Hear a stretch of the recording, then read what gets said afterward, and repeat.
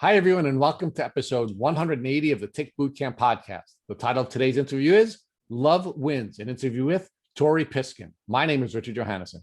And I'm Matt Sabatello. So, Matt, I really love this podcast, in part because it was such a surprise. We invite on a comedian, we expect to have this sort of irreverent conversation, and we have just the opposite.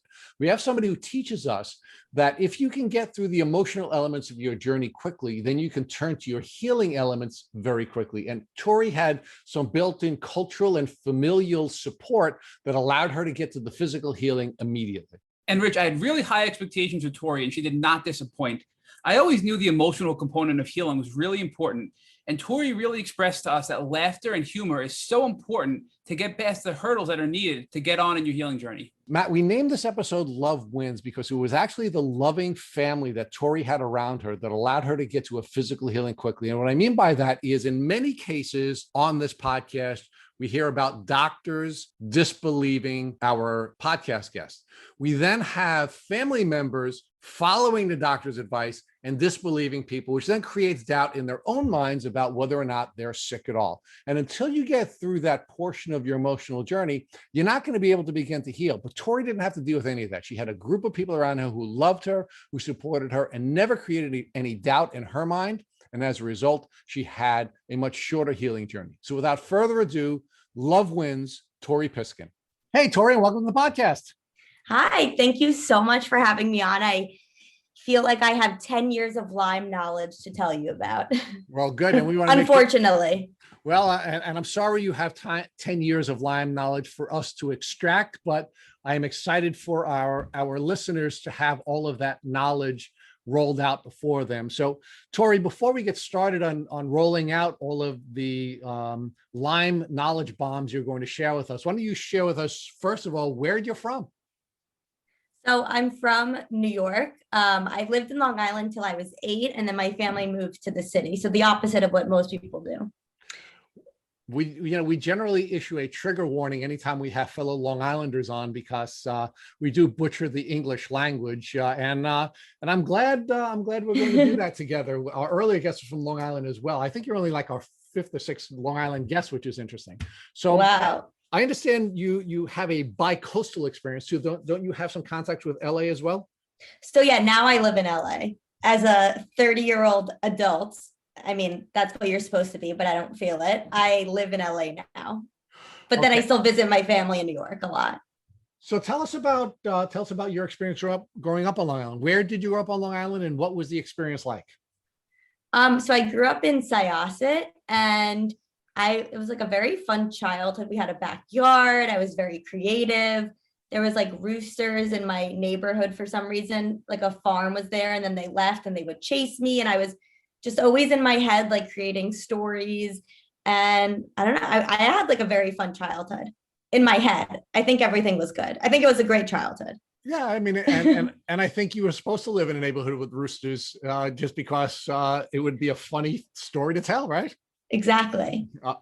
So, Tori, talk to us about what your educational experience was like. Was it a strong foundation? Did you go to a good school district? And do you feel like they were doing a good job of preparing you for life? Yeah, so I actually have dyslexia. So that's one of the reasons my parents moved to New York, because I got into this school for people with learning disabilities, and it was this whole thing. And they called it the Harvard of Learning Disabled School. And I just was like, which now I look back and I'm like, that's like going to the best rehab center. Like, it's not real. Like, you don't want to be like the MVP of the learning disabled high school, but okay. Like at the time I was like, I guess that's cool.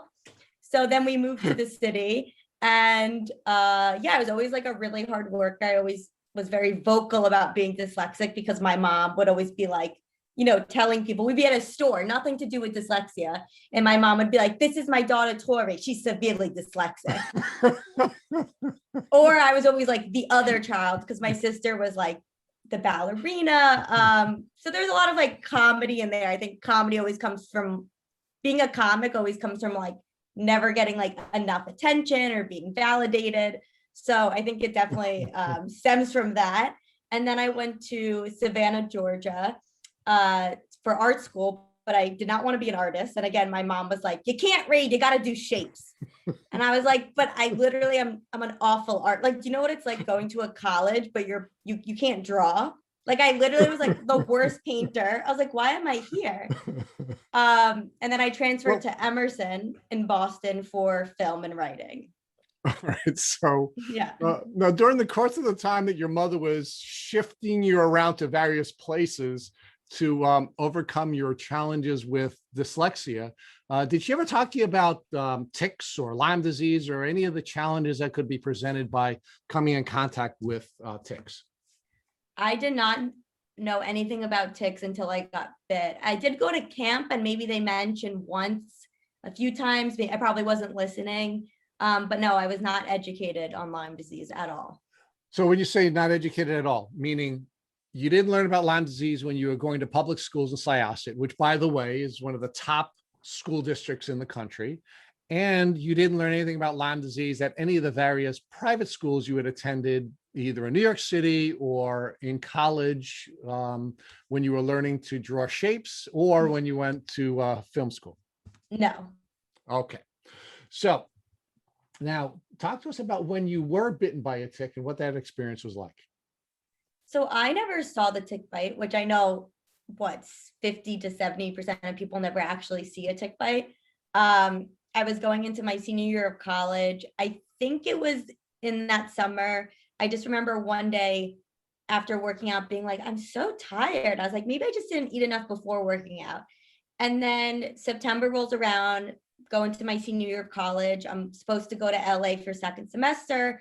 I'm starting to look at internships, mostly in like comedy, late night shows. And I'm like learning how to drive because I'm a New Yorker. So I'm learning how to drive at age 21. And again, progressively just not feeling well, like feeling tired, now sleeping like 10 hours a day. And I just was like, I guess I've been more active since going to school, going to parties more. And then I'll never forget one day I woke up and I was having blurry vision. And I was like, something's really off. It was like, in the middle of the night, you wake up and your eyes take a second to adjust. It was that feeling, but my eyes weren't adjusting. And I remember being like, what is going on? Telling my parents that. And I eventually went to the nurse at the college who was also like really mean to me. Now that I think about it, she was like poo-pooing me. She's like, I don't know what's wrong. Like, go to the hospital. And I was like, okay. So I went to the hospital in Boston and they told me that maybe it was cat scratch fever. Now I took that literally and I said, well, I haven't been around a cat, so I don't know what this is. I was very confused and I'm telling my parents and my mom is thinking, she's like thinking it's a brain tumor because I have blurry vision. And she's like, your father's coming to drive to pick you up. And I was like, no, because I was very studious. And I was like, I have a paper. And then we started cursing over the text message. And the next thing I know, my dad drove to pick me up 4 hours. We get back to New York. I go to the pediatrician because at 21, all you have is like, you only go to the pediatrician still, so I went. Are you supposed to graduate from the pediatrician when you turn 21, Tori? Where else I didn't like need a doctor at that point. Where was I going? There's nowhere to go. And I just remember she tested me for a bunch of things. I get back to college and I'll never forget this very vivid moment. I get a phone call from my dad who had spoken to my pediatrician. I'm crossing the main street in Boston and my dad's like, oh, you have Lyme disease. You just have to take some pills. And I remember telling my friend who I just saw who knew what was going on with me. And I said, oh, they told me I have Lyme disease. And she said, oh, my dad has had it 4 times. You're going to be fine. And I still just remember it so vividly, that moment. And obviously it was not fine. I ended up going on Doxy. So first off, I was very lucky that I knew what it was. I had a positive test, which most people don't. I don't even know why the pediatrician tested me for it. I don't think she thought, oh, it's Lyme disease specifically. I think she tested me for a bunch of stuff. And I remember my Epstein-Barr came back positive, which is very common too with Lyme. So that year of that journey, I was on Doxy, never got better, went to infectious disease specialist. Oh, Lyme disease just takes a really long time to get rid of. Just keep taking the oral Doxy. And again, just not getting better. I wouldn't say I was getting worse, but my symptoms included extreme fatigue, tunnel vision, weird headaches, memory loss, it felt like I was like, someone once described Lyme as this, which I thought was very like made sense. It feels like jet lag, like you just feel like lethargic. And I was also having like weird anxiety and feeling like the feeling you get when you're in a scary movie and you feel like anyone's about to pop out. That's the stuff I was getting. But also, again, just thinking, oh, it's going to get better. They say it takes a while.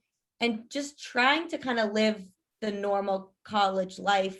And yeah, I didn't end up going to LA that semester because I didn't want to be away from home.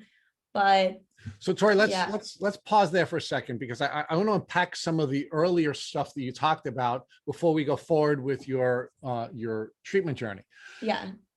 Now that you've had some time to reflect on this experience, do you believe that you were bit by a tick before you began to show the symptoms in your senior year of college? Or do you believe that you were bitten by a tick or ticks earlier in your life, and then the chronic illness began to present during your senior year in college?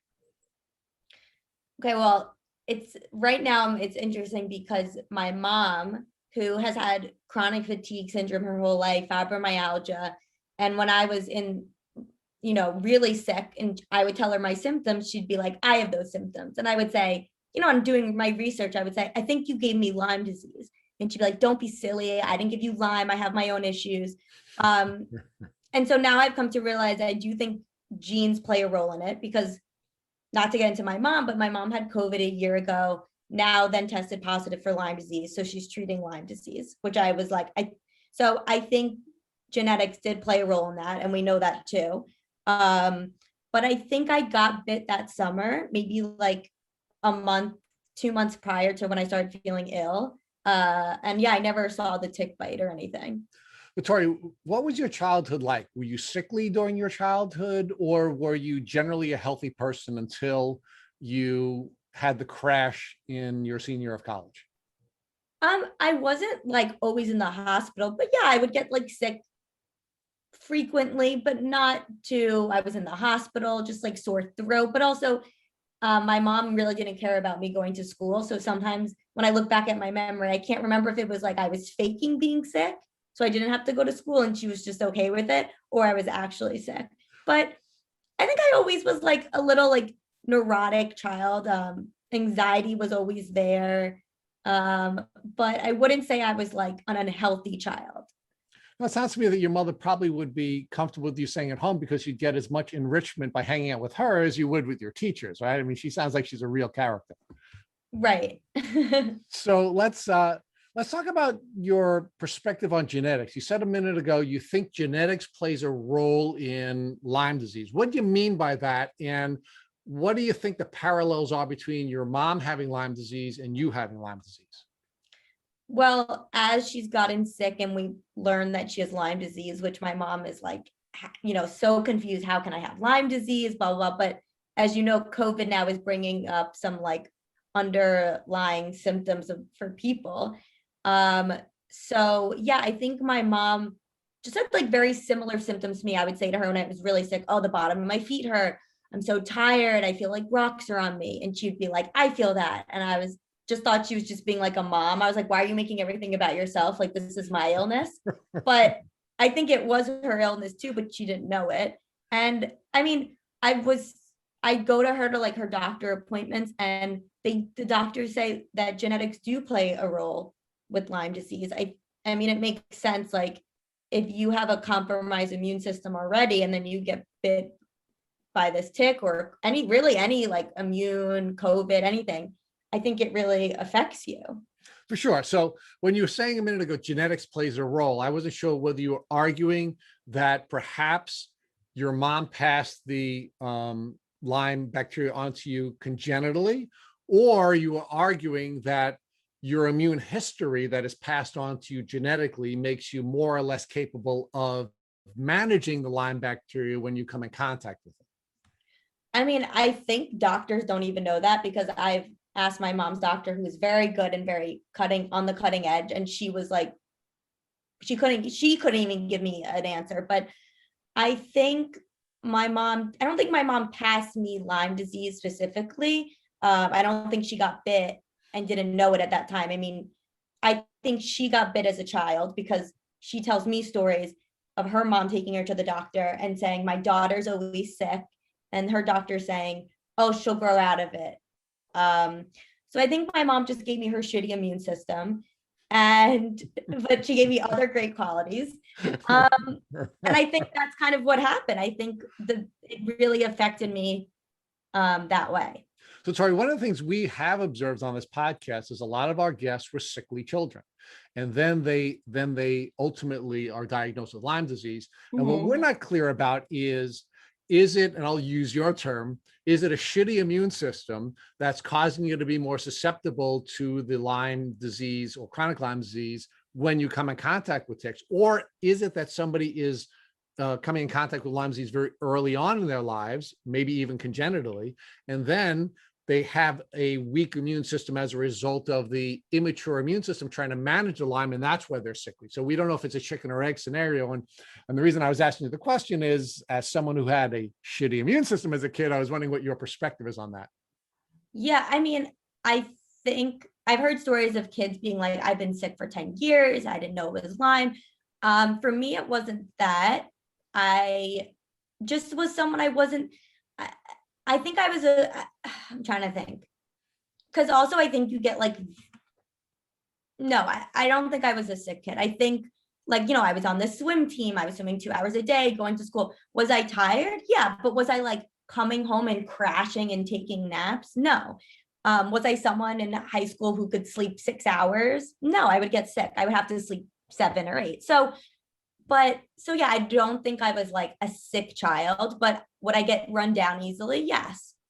All right. But this is now a different experience for you, right? What you're feeling now, your senior year in college, is very different than what you ever had before. And the level of fatigue is unlike anything you felt, which is what triggered you to now call mom, call dad, and dad to bring you down to Long Island, luckily to be diagnosed by a competent doctor. Mm-hmm. So, all right. So now you have your Lyme disease diagnosis, and your expectation is you're going to take a couple of pills and you're going to get better, right? Right. How'd that go for you?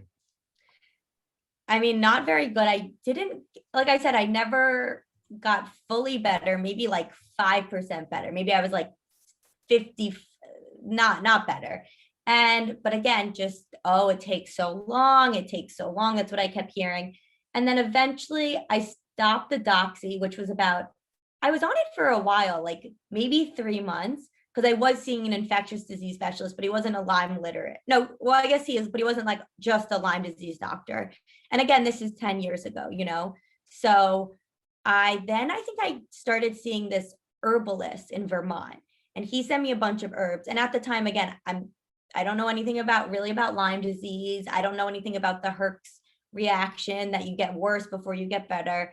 And so now it's probably like, I don't know, February, and I take all these herbs and I feel worse. And I'm like, I feel so sick.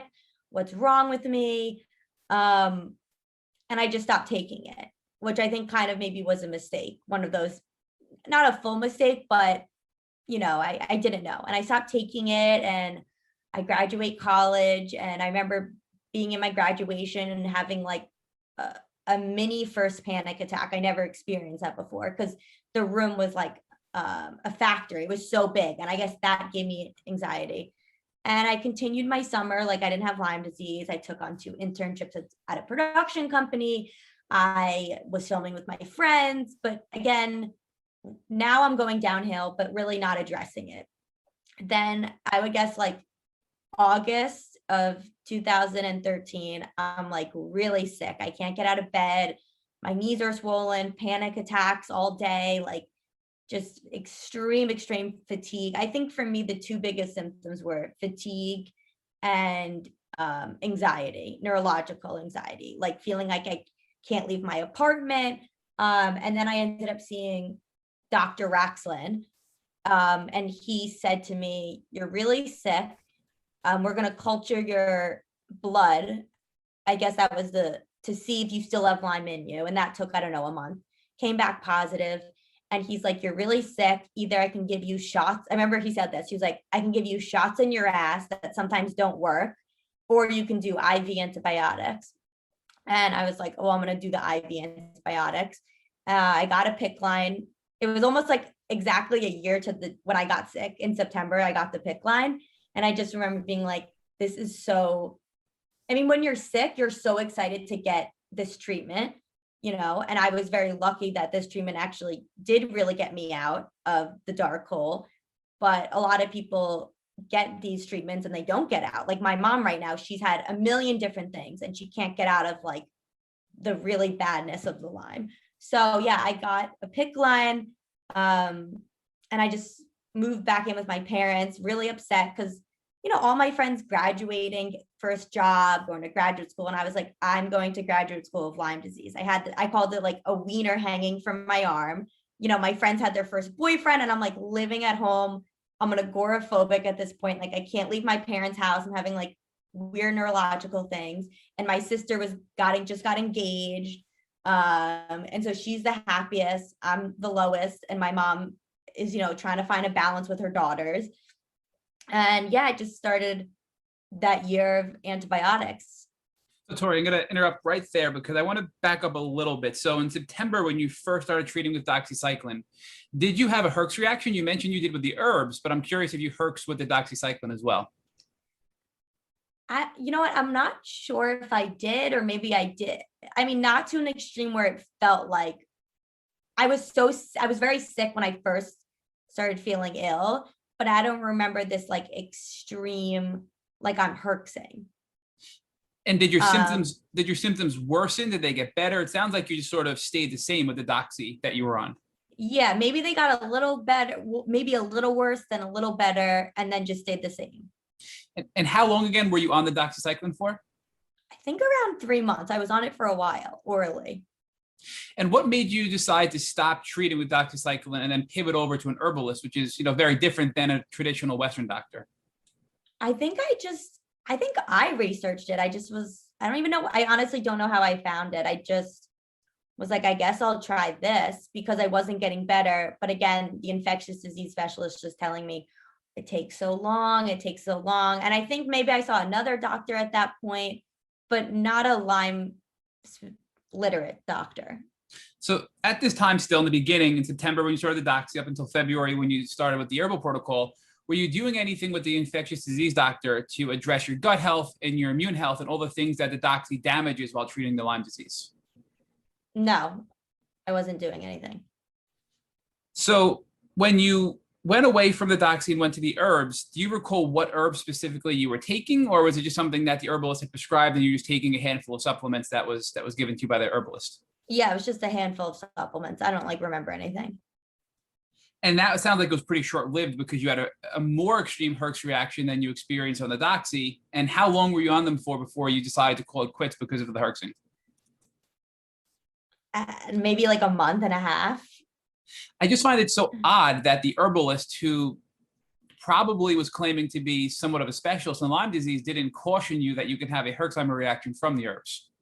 I mean, maybe he did, but again, I didn't even understand what that word meant. And I was like 21. I just was like, okay, is this going to make me better? Let's just try it. It was for me now it's funny. Like, if I try like a new treatment or a protocol, it's like, okay, I have to prepare myself. I'm probably going to feel worse. But back then I kind of went into everything fearless because I just thought it was like trying on like a new pair of clothes or like food. Like, I didn't think there was going to be this like, a huge effect on me. But now as someone who's like, constantly in different treatments and protocols, you're like, all right, I got to prepare myself. I might feel worse, but like, I didn't know that. And Tori, you're not alone in that. I was the same way. And almost every guest we've interviewed has been that way as well. And unfortunately, these doctors and medical professionals aren't cautioning us or warning us, and it's causing us to stop these treatments that may be able to help us earlier on. But I want to pause here for a second and focus on, you mentioned that your mom would always say that, I have those symptoms too, and, sort of downplay how sick you really were. Once you had the Lyme diagnosis and once you started treating, did that change at all? Was your relationship with your mother and your family any different once you got that diagnosis? Well, first I should say that so she wasn't downplaying my symptoms. She was just saying that like she felt the same way. And me and my sister would laugh, being like, why do you have to make everything about yourself? Like, this is my illness. And she's like, no, I'm just saying, like, I can relate. Like, my bottom of my feet hurt. Like, my mom has always been like very supportive. I mean, she's the one who thought I had a brain tumor when it was, now I'm like, sometimes now I was gonna say like, oh, now it's just Lyme, but like, it's just as bad. But yeah, no, my parents were very supportive. And I think maybe because my mom always had like illnesses and never feeling well, I think my parents, understood what I was going through. But sorry, there's big advocates. There's also a cultural element, right? I mean, right. Talk to us a little bit about, about your culture and how it would be common certainly in New York circles for a parent to say, I have the same thing. Talk to us about that. Well, I think, I'm Jewish, and I think my mom, even if it's, my mom just always likes to like make it about herself. So when I would say these symptoms, being like, I have a headache, it feels like a man is like squeezing my brain. And she'd be like, oh, this is so weird. The other day I felt like I had a headache and the man was squeezing my brain. And me and my sister would be like, why are you making this about yourself? So I think there was always like a lot of comedy happening when I was sick. But, and I think it was hard too, like friends didn't understand because listen, I was always the girl that was like, oh, I have a stomach ache. I don't want to go out tonight. This is before so I was like, kind of, when I got sick, it was like the girl who cried wolf. I was like, well, how can we believe you now? I think no one really believed me friend wise until I got like the PICC line in my arm because they were like, oh, okay, clearly this is serious. So even with that positive diagnosis and having doctors treat you, an infectious disease doctor, your friends still thought you were just being a whiner, it sounds like. Yeah, I would say so. So I'm just curious how you found the strength to continue on. You were sick in September, you were a senior in college, and you still were able to graduate with all of these symptoms. So how did you pull that off? I think, being dyslexic, I always know that you have to work really hard to do something that most people like. It may take them like a day to write an essay, but me, I'd be like, okay, I have to prepare. It's going to take me 2 weeks. I should do this and that. I didn't know any other really way but to not work hard. So I just finished it. I mean, I was always just doing the work. I did not have much of a social life. I was going home a lot. I really just somehow finished it. I wouldn't say it was a fun year for me. Well, I think that's another indicator of your strength and determination. So that's a big kudos to you in that regard. And I do want to focus now on your graduation. You mentioned that it was in this large environment and you started to have your first real anxiety or panic attack at that time. And it's hard to describe what Lyme-related anxiety and panic can feel like compared to something you really have never had before prior to getting sick. So for our listeners, can you describe what that was like for you in the best way possible to have that overwhelming anxiety out of nowhere? So yeah, I was just in this like huge factory, and I guess because with Lyme, it kind of messes with your like vision. It messed with it felt like the room was like so big. And I think it was more also when I'm really tired and the thought of me being really far away from somewhere I could sit or lay down. I think that's the thing that gave me anxiety. I'm trying to think how to like describe what it feels like. It feels like the feeling you get when you're in a movie and someone, the scary guy like opens the door and it's like, it's like that type of feeling. But you're getting that in these like everyday scenarios. So, and to me, that's something we've come to learn as that fight or flight mode, where it's sort of you're stuck on overdrive, right? Is that how you felt, where you just felt like your body was constantly running on overdrive and you just were constantly stimulated and overwhelmed? Yeah, I would say that's how it felt. So now at this point you graduate and you start to get sicker and sicker and sicker until you find Dr. Raxlin. So walk us through the period of time between your graduation and then the following September when you found Dr. Raxlin. How did your symptoms progress and how sick did you get up until that point? So yeah, I would say my fatigue got worse, swollen knees really got worse, tunnel vision. But again, I just really thought, oh, I'm doing a lot, so that's probably why I feel sick, but eventually this Lyme is going to go away. And then I guess at one point, I couldn't get out of bed, but I was still like going to these internships and filming. And yeah, and then I went to Dr. Axe, and I think I was really sick, and my dad went to a support group for Lyme, and they said, oh, you got to go to Raxlin. She's got to do the IV. And so we got an appointment with Dr. Raxlin. So yeah, my parents were like very supportive, and they were like my advocates. So Rich is going to get to this later, but I have to ask about Lyme rage, because many people, when they are, they have severe anxiety and they have severe Lyme disease, develop Lyme rage, which is so the opposite of what your personality is. You're an extremely funny person, but did you ever have moments when you were so sick that you experienced Lyme rage? I had Lyme rage more when I was like in the treatment, but I don't even think that was Lyme rage. I think I was just jealous of people. Like, I think it was just like, I remember being like, I hate healthy people. I hate everyone. Like, and we can get into it later, but I started like filming my journey and posting it on YouTube. And so my dad growing up, I mean, he's a dentist, but growing up, my dad would like always film stuff. So I think that's probably like where I got my interest in it. But I have a video of my dad like filming me having a breakdown, but I don't even think it was like Lyme. I mean, it kind of is, but it was more about like this, my boyfriend I was seeing at the time and how he didn't want to come over. But at the same time, it was about Lyme and how am I ever going to get on a plane? And I'm like crying, but it's like so funny, but it's like very sad. So yeah, I definitely had the Lyme rage, but I think Lyme rage is also more like when you have extreme sensitivity to noise. I've had that too, where like just any like simple noise, I'm like, like I can't, like that would be more being like Lyme rage, just little noises like really affecting me. At any point, did your friends, family members, or doctors ever think that possibly this was psychological after getting the treatment with the infectious disease doctor, treating with the herbalist, and before Dr. Raxlin? We love your content on social media, but you posted a very serious video, I think it was last month for Lyme Disease Awareness Month, where it just showed you having these breakdowns, where you just were having an emotional breakdown, and your family were recording this for you. Right. Now, somebody on the outside may look in and say, hey, what's wrong with that person, right? So did anybody ever accuse you of just being mentally ill versus physically ill? I remember maybe it was right before Raxlin, or like also I think it was like before I saw Raxlin, I did see some other doctors. Like one doctor asked me, I think she thought like basically claiming that I had AIDS or like suggesting it. I was like, she's like, can your father step out of the room? Because again, my dad would go to all the appointments with me. And she was like, have you ever slept with someone without a condom? And I was like, what? And then, I was like, no, I don't know. And I was like, what? I was so confused. And she was like claiming that maybe I had AIDS.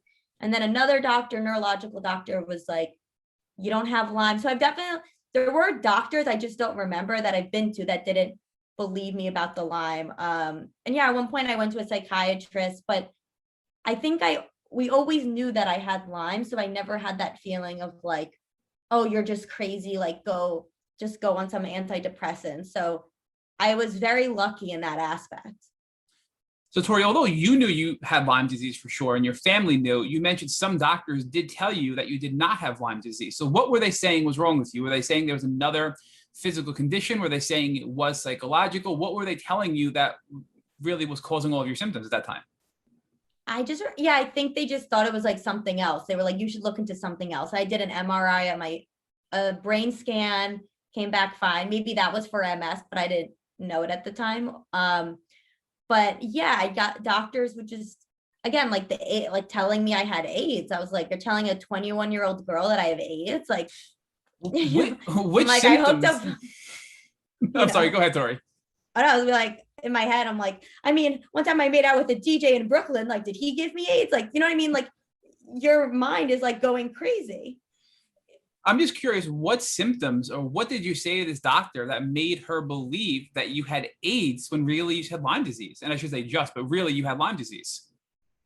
I mean, I think I just told her the symptoms I told you, like fatigue, neurological symptoms. Yeah, it was pretty crazy. So it just goes to show you that people are willing to go so far to say you have something like AIDS when that's very unlikely, because they don't want to go down the Lyme world, which I think is very sad still to this day. Yeah. Now, talk to us more about Dr. Raxlin. So how was that experience different than all of the other doctors up until that time? Well, I think he was the first like Lyme literate doctor I saw.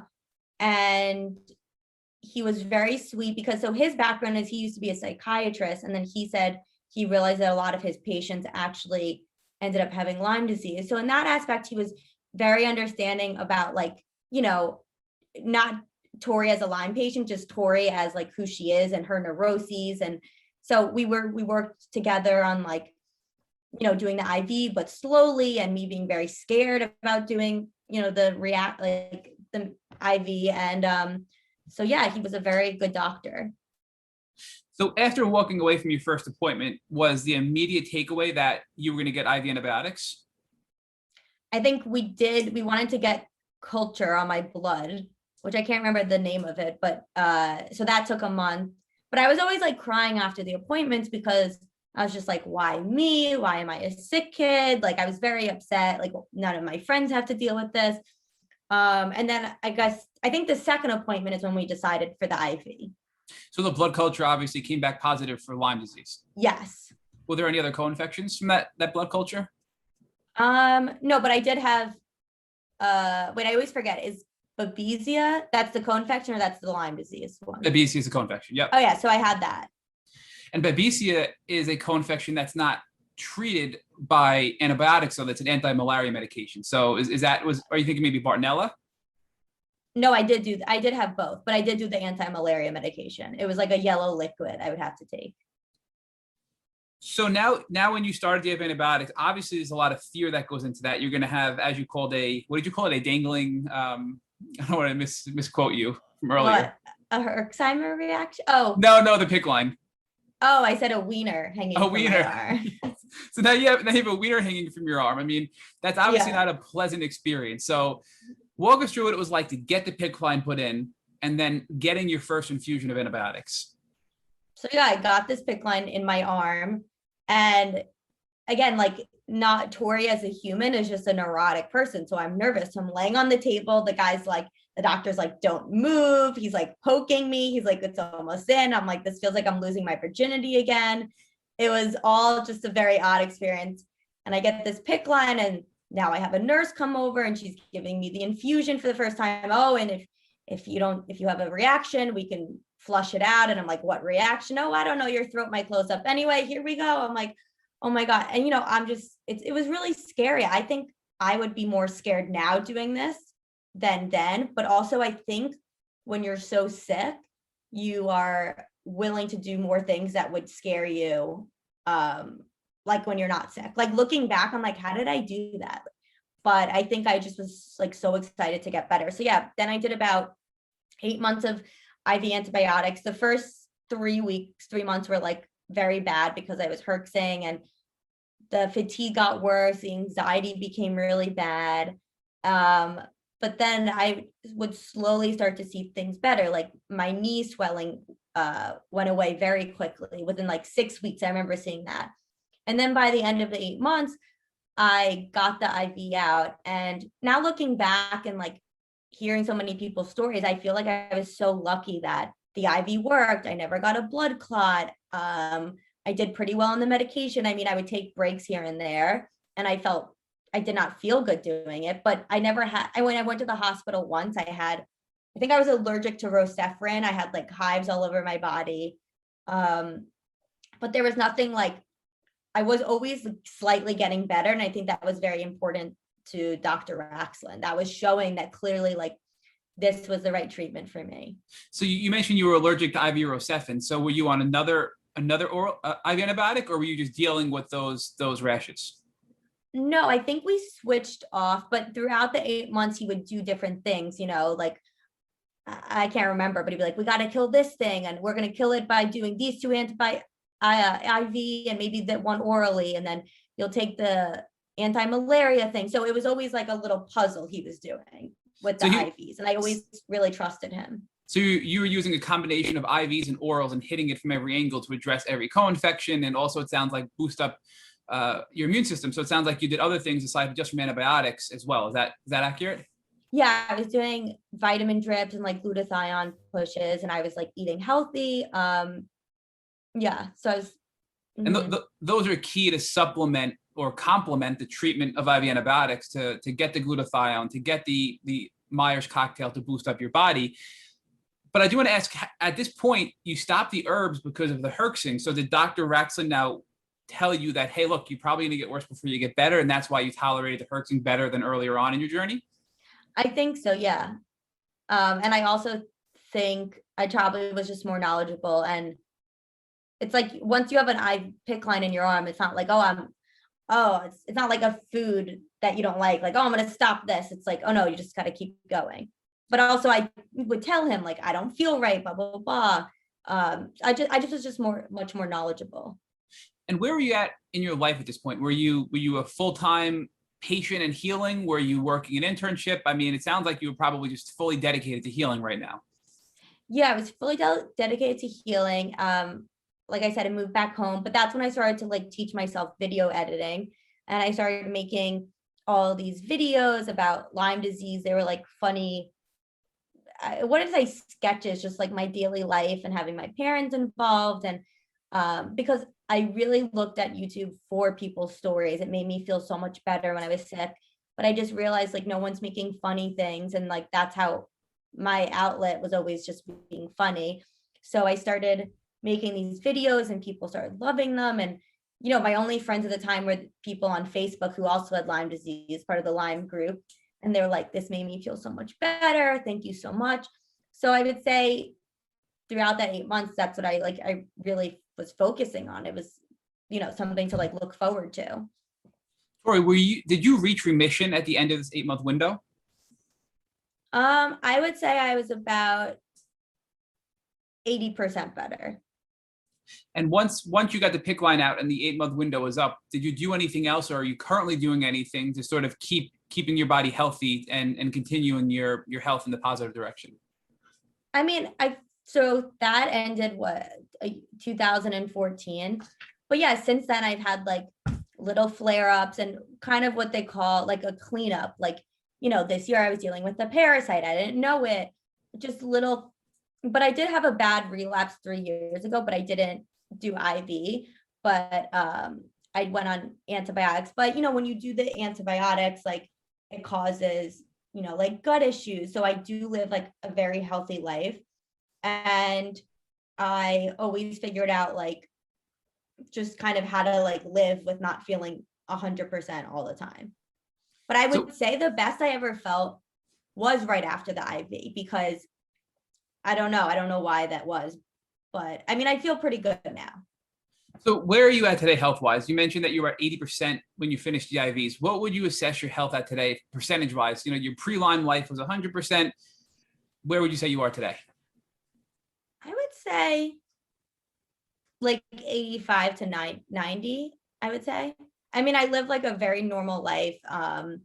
You know, I like work, I go out. I mean, I do eat like very healthy. And like I said, this past year, I was dealing with like a parasite, but didn't know it. So I'm dealing with that. And it's just like whack-a-mole. It's like, okay, deal with this issue.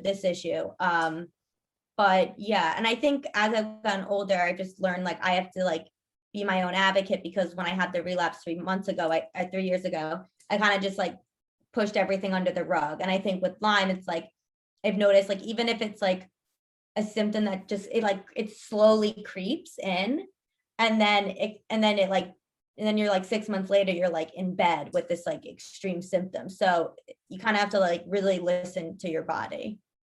So before I hand this back over to Rich, I want to ask you one final question. And that is, if you had to look back on your entire journey with Lyme disease, what's the most important tip you would give to our listeners to help them shortcut their healing journey? Oh my God, shortcut. Well, I guess there is no shortcut with Lyme disease. It's just, I think when you're in it, it just feels so long. And I think knowing that it is going to be that long and kind of taking it day by day. And, you know, when I was really sick, I would have like one good day every month. Oh, okay. Then it became one good day every 3 weeks.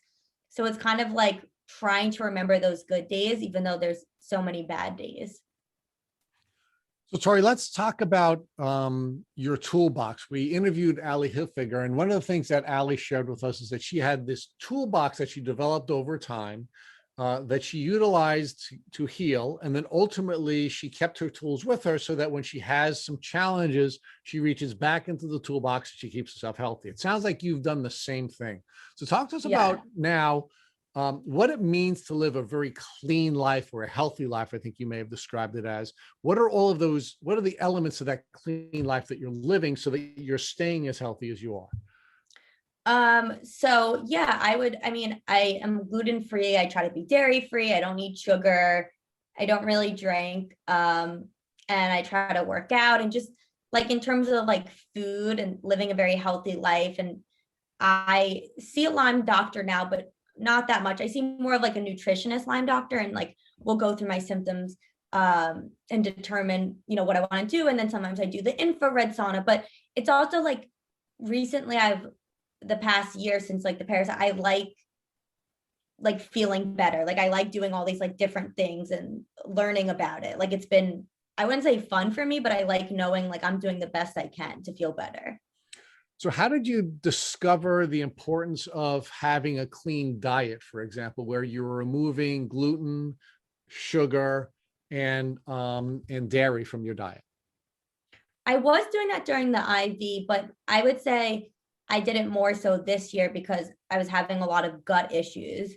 And then I did kind of like a keto diet, I would say, because I was detoxing. And apparently when you do keto, it's really good for detoxing. And I just learned like, because I think I like saw the results and I was like, oh, I do feel better. I wouldn't be like, now I know there's people that like have cured themselves just by eating. Now that's not going to be me, but when I eat healthy, I do feel like better. I feel like lighter. I feel just better in general. So let's talk about the exercise element of your healing program. We interviewed Dr. Birascano, Joseph Birascano, a couple of weeks ago.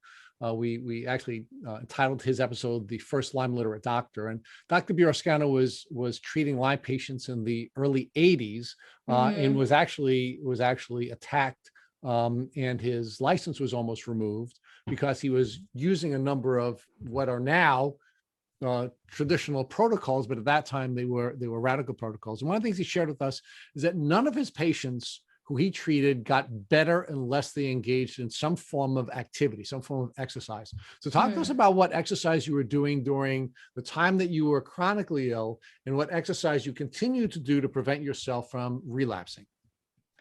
So I think when I was chronically ill, I think I was pretty much in bed. Maybe I was walking around.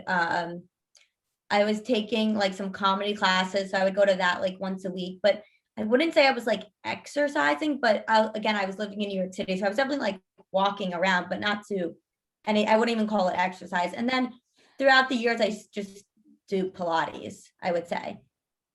And do you believe that's an important element of maintaining your health? I Is would that a say, part of your toolbox? yeah, I would say it is, especially now because I feel like my issue right now is like my body can't get rid of toxins, even whatever's left over. And I notice that like if I do exercise or move my body, like it just helps like the circulation flow. And it also like mentally feels better. And it also feels good knowing that like, oh, like I'm really strong. Maybe like 9 years ago, I would be like in bed, like I can't do this. So that kind of feels nice. So sorry, another observation I just want to make is it seems to me that you had a lot of foundational pieces in place before you got sick. For example, you had a really warm, supportive family that despite having some cultural exchanges about who was sicker, you really had a group of people who loved you and supported you and believed you. So you didn't really have to deal with a lot of the social issues that a lot of people with Lyme disease have to deal with, which of course creates self-doubt and the requirement of validation. You were also very lucky because you grew up on Long Island.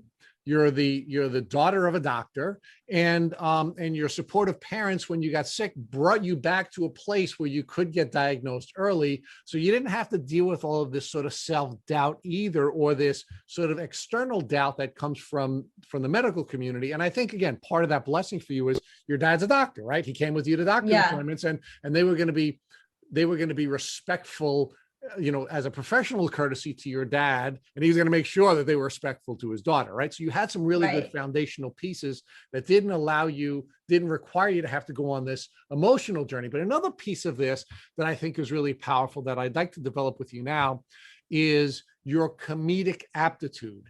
and the importance of comedy keeping people generally happy, and the way you use that to help you to heal, because there's two pieces to I think being happy and using comedy as a way of keeping happy. The first thing, of course, is emotionally happy and the impact that that has on your healing. But there's also physical chemicals that will allow you to heal and grow that come from comedy and happiness. So can you talk about how your I guess your incidental studying of comedy played a role in expediting your healing? So yeah, I mean, when I do comedy, I make a video, I do stand up. It's like it's like a high for me. Like I get like I imagine what it feels like to get. I mean, before Lyme, I've never done. I don't do drugs. Like I'm too scared to do it. But that's like I get a high and like I guess adrenaline when I make a video and I like people's reaction. I don't think I went into making videos when I was sick to be like, oh, this is going to make me better. It was kind of just like, this is my outlet. Like some people, you know, after like a fight, someone's like, I got to go take a walk. But it's like, for me, it's like, if I'm angry or sad or annoyed, my outlet is always just like telling a story and like, it's going to be funny, not, you know, or making a video. So I think it did help my journey. And also it made me feel really good that like a lot of people related and I was helping people, because like I can't financially help people, but I can help people in terms of like them laughing about this awful disease. And how do you think that helped them, Tori, when they were laughing about the comedic presentation that you made and presented on YouTube? Well, I think it helped them because it made them feel not alone. And even I felt alone, even though I had such a supportive family and I had a good doctor, but you just feel very alone because you just think like you're never going to get better. So you believe that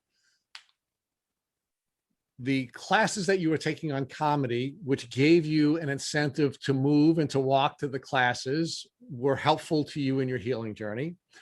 And you believe that the outlet that you identified, which was creating YouTube videos, gave you some chemical boosts and gave you the ability to feel validated and gave other people the ability to feel validated, which then allowed them to have the belief they needed to go forward on their healing journey. Yeah. So one of the things that we talked to you about offline was a brilliant book written by an author named Norman Cousins, who's no longer with us, but he talked about how he went on a healing journey when he was suffering from cancer. And what Dr. Norman Cousins talked about in The Anatomy of an Illness as Perceived by a Patient was that when he was treating, he would go for his treatment, then he would leave the hospital, and rather than stay inpatient, he would go to a hotel and he would play comedic movies that he found to be funny. And I thought it was interesting that when we interviewed Ali Hilfiger, what she told us was that she would go and watch funny movies as well when she was going on her healing journey. She said anything that had Diane Keaton in the movie, she found to be funny, and that was something that she healed. So we're starting to see like another parallel develop here with you, where rather than you watching, you were creating, but you were creating in a comedic environment, and that enhanced your healing. So talk to us about your thoughts on how that could be used as a healing protocol for other people who are on a Lyme disease journey. Well, yeah, before you told me about this, I mean, people always say like, oh, laughter heals all wounds. But I didn't really think that was an actual thing, but I think it can be. Now I should like tell my mom to do that, but I mean, it makes sense. I actually like really want to read the book because it makes sense. Like when the endorphins you feel when you watch something, maybe I think when you have Lyme and you're so sick, like your body is just feeling so ill. So you don't really have like any endorphin, like nothing's exciting happening in your life. Everything's so sad. So when you watch a movie that makes you laugh, it kind of like wakes up that little side that your body forgot you had. And yeah, so I can see that happening. Right. So it certainly helps you emotionally. It'll help you to feel better emotionally and help you to deal with all of the fight or flight challenges that Lyme disease is going to create for you that you and Matt did such a great job of discussing before. But it also does, of course, remember when you're in that fight or flight mode, you have all these chemicals, cortisol and adrenaline running through your body. And by engaging in the behaviors that you're engaging in, such as creating these comedic videos, what you are doing is you are now creating some happy drugs, right? Whether it be dopamine or oxytocin or serotonin or endorphins, you had these very happy drugs going through, or these reward drugs going to offset the negative chemicals that were causing you to be sick. And that's exactly where I wanted to go with you, because it seems to me that one of the reasons why you had such a good experience is because you had a good cultural and social and emotional foundation before you got sick, and that allowed you to have a good experience. So I think it's important to identify what those specific elements are so that we can share them with other people. You just happen to be blessed with a good family and a good culture and a good foundation, which then allowed you to focus just on the physical healing. But it is important to identify those issues. So I really enjoyed having this part of our discussion because it really is so powerful. So I know we have a short time with you, and we've used so much of your time already. So in the last few minutes that we have together, I want to ask you to help us with one more thing. If God forbid your mom, who I'd love to meet because she seems like she's a great character, I would love to meet her.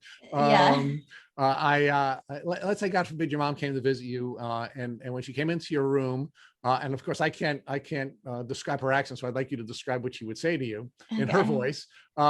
She came in and she says, "Tori, I have a tick on my arm. What do I do so that I don't get sick?" What would you tell her? I would my mom would be like, "Oh my God, I got a tick on my arm." She'd be like, "I'm freaking out." And I would probably be like, well, first off, this is I don't even know how to take a tick out of someone, which is crazy because I have Lyme disease myself. That would be like me being like, I own a car dealership, but I don't know how to drive. So I would probably call my dad. This is realistic. I would be like, how do you take a tick out? And he'd be like, I don't know, Google it. So I'd probably Google it. And then we would take the tick out and we put it in a bag. And then we would probably go to a doctor and we would probably go from there. But yeah, now I'm much more like, I look for ticks. My roommate just told me that there was an article saying that ticks in California are in the sand. And I'm like, what? But for a few years, I was very like looking for ticks. But now I honestly don't really look for ticks. But also I'm not really in areas that I should. But I would say my Lyme disease really affected my friends too. Like I have a friend who was living in Ohio when I was really sick.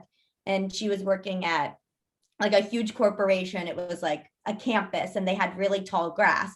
And in front of like thousands of people, they said, "Do you have any questions?"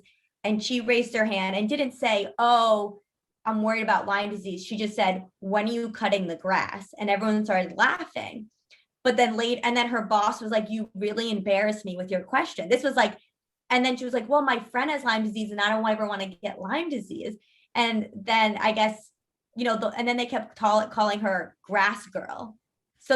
But because she was trying to like protect herself and the rest of this company, people were like making fun of her about it.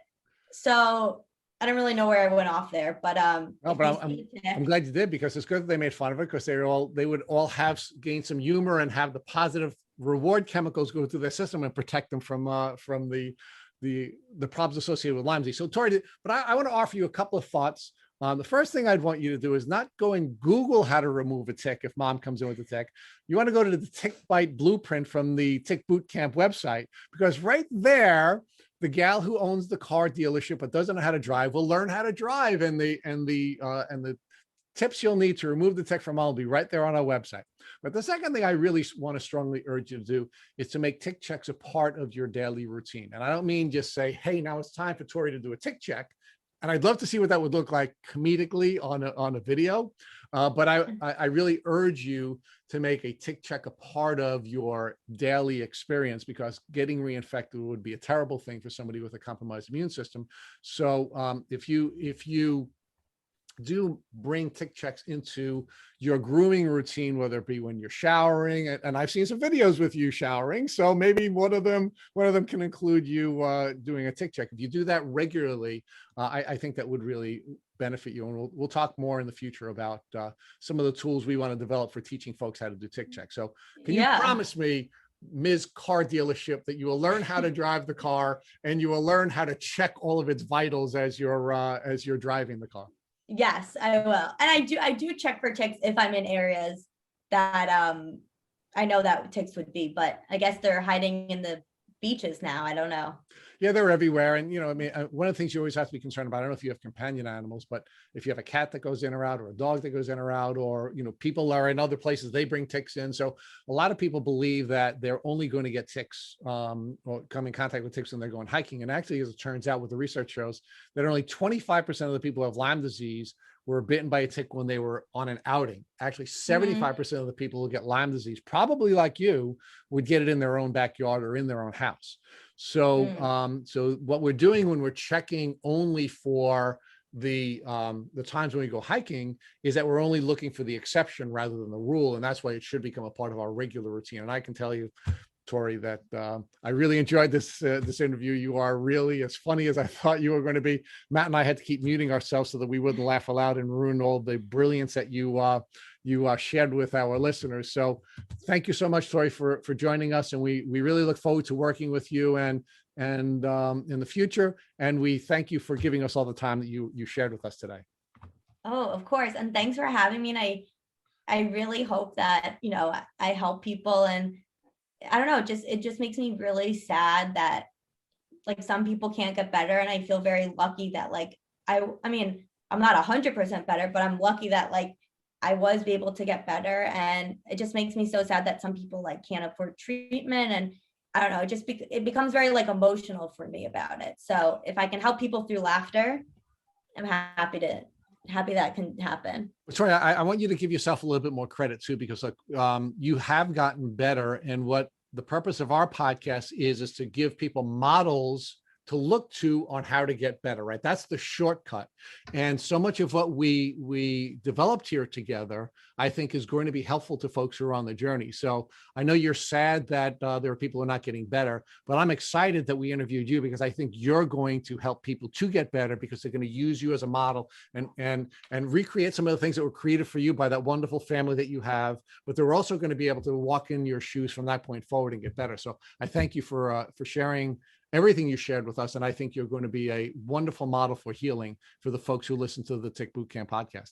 Thank you for listening to the Tick Bootcamp interview with our guest, Tori Piskin. To our listeners, we have a call to action. First, if you'd like to learn more about Tori Piskin, please visit our Instagram page at Tori Piskin. Second, if you enjoyed this episode of the Tick Bootcamp podcast, please share with your friends by using the social media buttons you see at the bottom of our post. Third, Tick Bootcamp has created a Tick Bite blueprint that has been inspired by the information that has been provided to us by past podcast guests. We urge you to visit our website at www.tickbootcamp.com to view the blueprint. Please note we would appreciate any input or any improvements you would like to share with us. Fourth, don't forget to subscribe to this podcast on iTunes, Google Play Music, or Spotify to get your automatic episode updates of our Tick Bootcamp podcast. And finally, we thank your community for your comments on our past podcast episodes. Please take a minute to leave us an honest review on iTunes, on Instagram, or on our website. We make it a point to read every single one of the reviews we get. Thank you for listening.